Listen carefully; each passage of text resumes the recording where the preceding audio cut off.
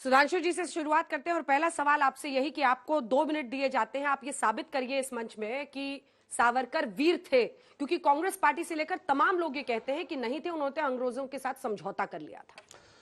देखिए 1907 में जब क्वीन विक्टोरिया के 50 साल पूरे हुए भारत पे शासन के, तो उस समय सावरकर ने विरोध करते हुए मिठाई खाने से इनकार किया, वो तो अलग बात है।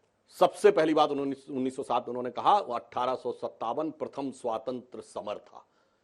मैं विनम्रता से पर चुनौती से पूछता हूं, 1907 से पहले जितने कांग्रेस के नेता हुए 1885 से 1907 तक, विमेश चंद्र बनर्जी, सुरेंद्र नाथ बनर्जी, फिरोज शाह मेहता, महादेव गोविंद रानडे, किसी का नाम बताइए जिसने 1857 को स्वतंत्रता संग्राम कहा हो। सबने कहा सिपाही विद्रोह, म्यूटनी, 1857 का गदर।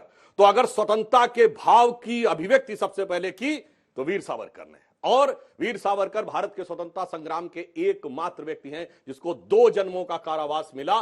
किसी भी दूसरे स्वतंत्रता सेनानी को 2 जन्मों का कारावास नहीं मिला। उन्होंने 1910 में उन्होंने हंसते हुए आके कहा था, चलो इसी बहाने अंग्रेजों ने हमारे पुनर्जन्म की अवधारणा को तो माना कि एक के बाद दूसरा जन्म होता है। और फिर ये मैं पहले भी कह चुका हूं, पुनः रिपीट कर रहा हूं, 1910 में जिस वर्ष में सावरकर को 2 जन्मों का कारावास हुआ, और तो माफी मांगने का आरोप लगाने वाले लोगों के लिए उस समय कांग्रेस का अध्यक्ष था विलियम वैडनबर्न, जो ब्रिटिश सरकार का सेक्रेटरी था। अब आप ब्रिटिश सरकार के सेक्रेटरी के कदमों के नीचे बैठे हुए हैं तो माफी मांगने की जरूरत क्या? आप तो वैसे ही झंडा बरदार, हुक्म बरदार, फरमा बरदार बन के बैठे हुए हैं, और इसमें कोई 19-20 नहीं है। जाके चेक कर ले कोई भी व्यक्ति, फटाफट मोबाइल खोलिए, देखिए 1910 में कांग्रेस का अध्यक्ष कौन था, विलियम वैडनबर्न। बस साफ हो जाता है कि एक व्यक्ति जिसने स्वतंत्रता के भाव का उद्घोष किया, और दूसरा व्यक्ति, हमारे पर आरोप है ना कि हमारा मात्र संगठन संघ है। हां, हम कहते हैं हमारे तमाम नेता संघ से आए, दोनों प्रधानमंत्री संघ के प्रचारक थे।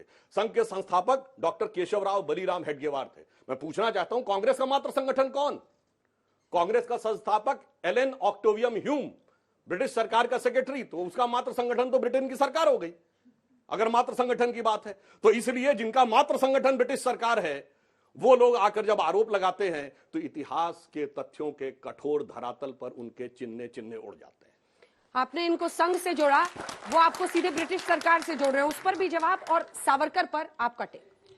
मैं सिर्फ एक ही सवाल पूछूंगी, मुझे 2 मिनट नहीं चाहिए। प्रधानमंत्री ने लाल किले की प्राचीर से बहुत कुछ बोला, लेकिन प्रधानमंत्री ने उससे पहले देश से आह्वान किया सब लोग अपनी डीपी बदलें और तिरंगे को लगाएं। मैं चुनौती के साथ बीजेपी से, संघ परिवार से, प्रधानमंत्री से, यहां बैठे लोगों से गूगल खोलिए, वीर सावरकर जिनको ये कहते हैं, उनकी एक तस्वीर तिरंगे के साथ दिखा दीजिए। वो नहीं दिखा पाएंगे, क्योंकि तिरंगे को 52 साल तक अशुभ कहने वाले लोग तिरंगे का तिरस्कार करते रहे। आजादी का महोत्सव देश मना रहा था, मोहन भागवत जी ने और आरएसएस ने डीपी नहीं बदली। जब समाचार का विषय बन गया, जब वाद विवाद और तीखी तकरार की बात होने लगी, तो नाक रगड़ के बदलनी पड़ी। असलियत यह है कि 1910 में वो गिरफ्तार हुए, 1911 6 महीने के अंदर उन्होंने माफीनामे लिखने शुरू कर दिए। और माफीनामे ऐसे नहीं लिखे, माफीनामे ये लिखकर कहे, the prodigal son returns, where else will I go. जीवन पर्यंत जब तक ब्रिटिश हुकूमत रही उनकी पेंशन पर रहे, जब बाहर आए उनके सेफ हाउस में रहे।